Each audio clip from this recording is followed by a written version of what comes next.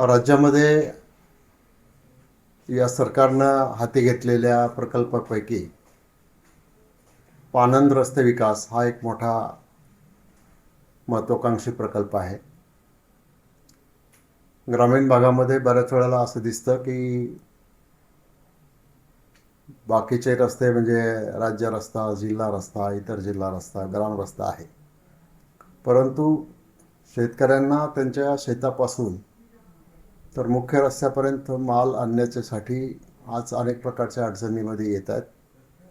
त्या अडचणी दूर करण्यासाठी ज्या रस्त्यांना नंबर नाही त्या रस्त्यांना नंबर टाकणं, त्याचं रुंदीकरण करणं आणि ते रस्ते शेतकऱ्यांना वाहतुकीसाठी खुले करून देणं, याच्यासाठी जी कमिटी नेमलेली आहे ती कमिटीची बैठक आज घोडेगावला झाली.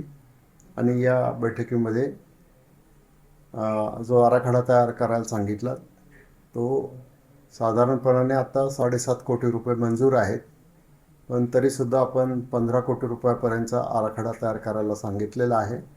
आणि हा जो कार्यक्रम आहे हा माझा एक प्रयत्न राहणार आहे की 1 वर्षामध्ये सगळे छोटे मोठे रस्ते हे त्याच्यामध्ये शेतकऱ्यांचा माल मुख्य रस्त्यापर्यंत आणण्यासाठी खुले करून देणं आणि त्याच्यासाठी सरकार खर्च करणार आहे.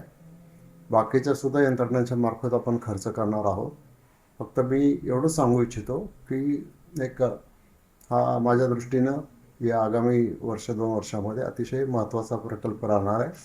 आणि तालुक्यातला मग आदिवासी भाग असो, बिगर आदिवासी भाग असो किंवा शिरूर तालुक्याची 42 गावं असो, या सर्व गावांमध्ये हा प्रकल्प राबवला जाणार आहे. आणि त्याच्यामधून खूप एक चांगल्या प्रकारची दळणवळण व्यवस्था आणि अडचणी कुठे अडवले असतील तर त्या अडवणी दूर करणं, कुठं फॉरेस्टचा प्रश्न असेल तो दूर करणं, अशा सगळ्या उपाययोजना करण्यात येणार आहेत.